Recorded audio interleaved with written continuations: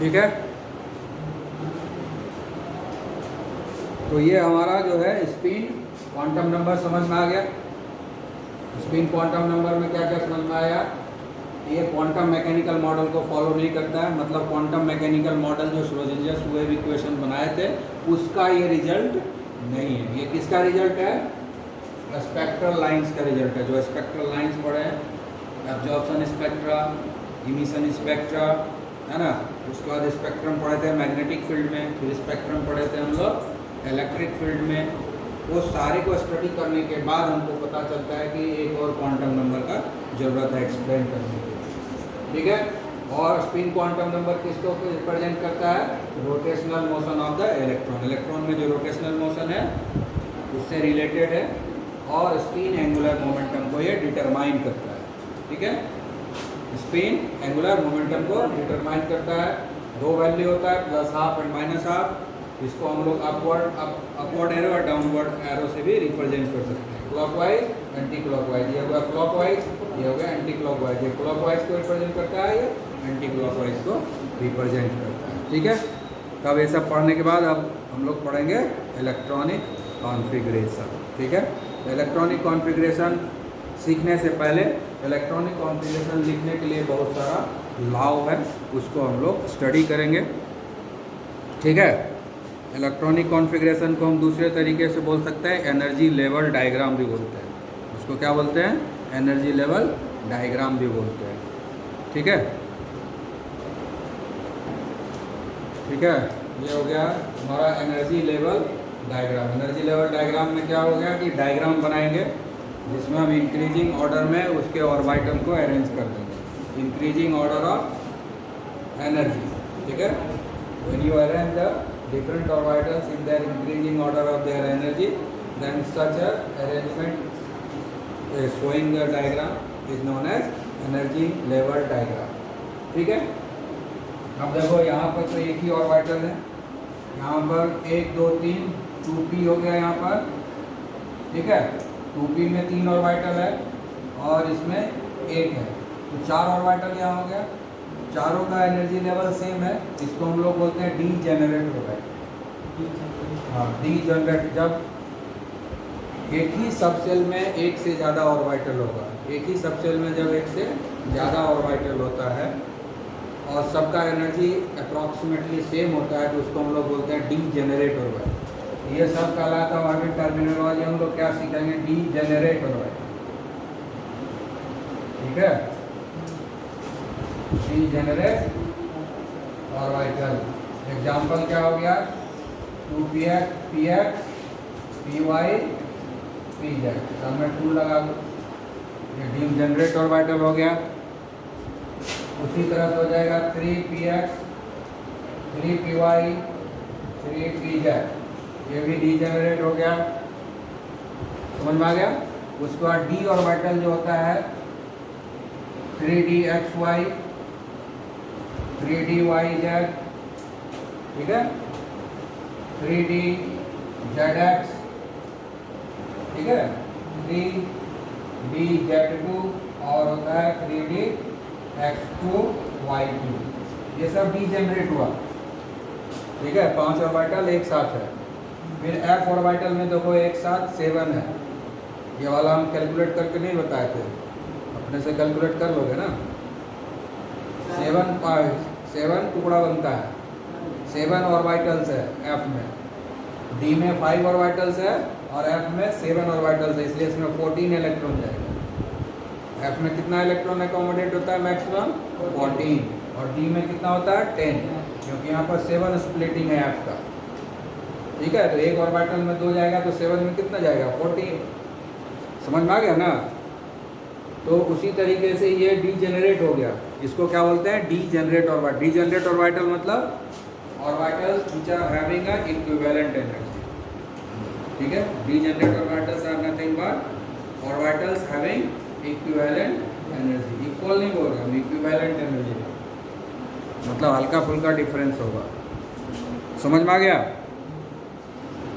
उसके बाद जो है कुछ टर्मिनोलॉजी और पढ़ना है। न्यूक्लियर चार्ज, अब यहाँ पर एक टर्मिनोलॉजी आएगा न्यूक्लियर चार्ज।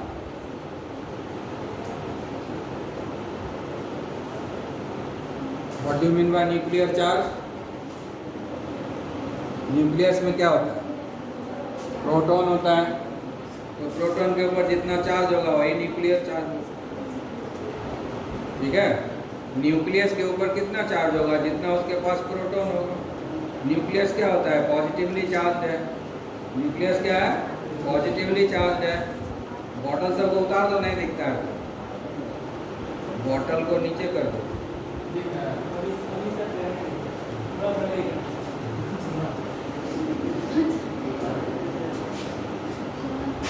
बीच में जो रखा हुआ है बॉटल, उसको उतार देना है, ऊपर कर देना।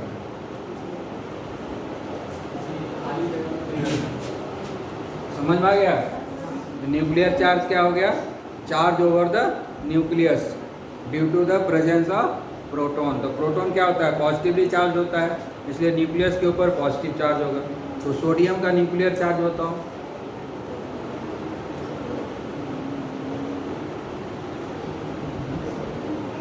सोडियम का न्यूक्लियर चार्ज पता ही नहीं है कि प्रोटॉन कितना होता है, कैसे बताएगा? सोडियम में कितना प्रोटॉन होता है? 11 प्रोटॉन होता है। कितना प्रोटॉन होता है? 11।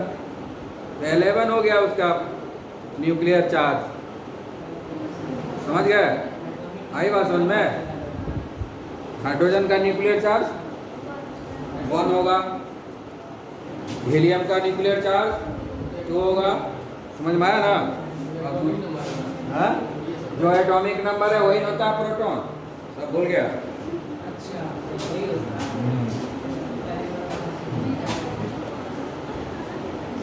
क्यों पढ़ाया ना? कर एटॉमिक नंबर का डेफिनेशन बताया है, तो 9th में भी पढ़ाया और 11 में भी पढ़ा रहे हैं। 11 में भी पढ़ा रहे हैं।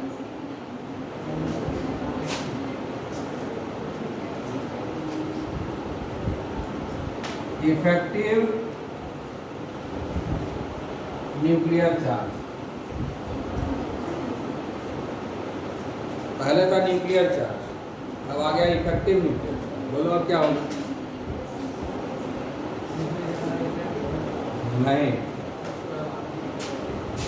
कितना असर है। ठीक है ना? हाँ,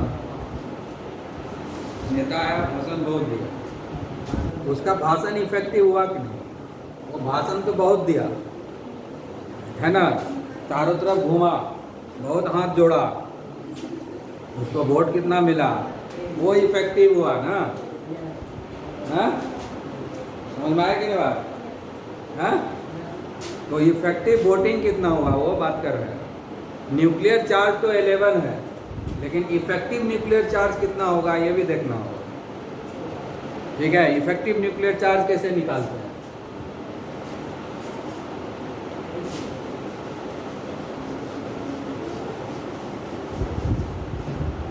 अब जैसे हम लोग सोडियम लिए थे ना, तो ये है सोडियम, ये हो गया न्यूक्लियस है सोडियम। ठीक है, इसके चारों तरफ ये ऑर्बिटल्स सेल है। ठीक है ना? इसमें कितना आया? 2, इसमें कितना आया? 8, है ना? 2 8 1, यही है ना? हाँ, यही है ना? 2 8 1, यही है इलेक्ट्रॉनिक कॉन्फ़िगरेशन। इस पर यहाँ पर पॉजिटिव चार्ज है, इसके ऊपर जो चार्ज है उसको न्यूक्लियर चार्ज बोलते हैं। इसके ऊपर जो चार्ज है ये न्यूक्लियर चार्ज है, लेकिन इसका असर यहाँ कितना है ये देखना होगा। वो 11 के बराबर नहीं है। ठीक है ना? सोडियम का न्यूक्लियर चार्ज 11 है, लेकिन उस 11 यहाँ पर असर है कि नहीं 11 का? जैसे यहाँ हीटर जल रहा है, जैसे जैसे दूर चले जाएंगे उसका असर कम हो जाएगा। समझ गया ना? इफेक्ट उसका कम हो गया ना। तो जितना हमको महसूस होगा वही ना हम बोलेंगे उतना हीटिंग है, और जो एकदम नज़दीक है उसको ज़्यादा लगेगा, उसके ऊपर ज़्यादा इफेक्ट है। ठीक है? तो उसी तरह से इस पॉजिटिव चार्ज का इम्पैक्ट इस इलेक्ट्रॉन पर कितना है, वही है इफेक्टिव न्यूक्लियर चार्ज। करता क्या है कि ये कम्प्लीटली फिल्ड है, ये भी कम्प्लीटली फिल्ड है। Completely filled orbital act as a screen, act as a screen. जैसे ठंडा का मौसम पूरा और ठंड लग रहा है, ठीक है ना। अब इनर, स्वेटर, ब्लेजर, जैकेट सब डालते हो, समझ गए। बाहर तो ठंडा उतना ही, लेकिन हमको एहसास अब नहीं होता। आई बात समझ में। तो ठंडा तो कम नहीं हुआ, उसका न्यूक्लियर चार्ज भी कम नहीं होगा। 11 है तो 11 ही रहेगा, लेकिन उसका असर कम है। जैसे इतने कपड़े पहनने के बाद अब हमको ठंडा नहीं लग रहा है या हल्का फुल्का लग रहा है, लेकिन बाहर का ठंडक क्या खत्म हो गया? गर्मी का मौसम आ गया, स्वेटर पहन लिए, कोट ब्लेजर सब पहन लिए, तो गर्मी का मौसम आ गया। नहीं ना हुआ? आया बस समझ में। ठंडा उतना ही है, लेकिन इफेक्टिव जो ठंडक है वो कम है, हमको एहसास नहीं हो रहा है उतना, समझ गया ना। उसी तरह से इसमें दो ऑर्बिट है ना। इनर ऑर्बिट जो होता है वो स्क्रीन का काम करता है। जैसे स्वेटर, जैकेट सब स्क्रीन का काम कर दिया ठंडा के लिए, हमारे बॉडी पर असर उसका कम हो गया। तो इफेक्टिव जो ठंडक है हमको बहुत कम लग रहा है। आया बात समझ में। तो उसी तरह से इस पॉजिटिव चार्ज का जो असर है इसके ऊपर कम हो गया। कैसे कम हो गया? क्योंकि ये जो इनर ऑर्बिट्स है कम्प्लीटली फिल्ड है, ये भी कम्प्लीटली फिल्ड है, ये भी कम्प्लीटली फिल्ड है। तो जैसे जैसे इनर ऑर्बिट्स बढ़ता जाएगा, इफेक्टिव न्यूक्लियर चार्ज जो है वो कम होता जाएगा। न्यूक्लियर चार्ज में कोई वेरिएशन नहीं, उतना ही रहेगा। लेकिन जैसे जैसे ये नंबर ऑफ ऑर्बिटल बढ़ेगा, सेल बढ़ेगा, ठीक है ना, वैसे वैसे इसका असर कम होता जाएगा।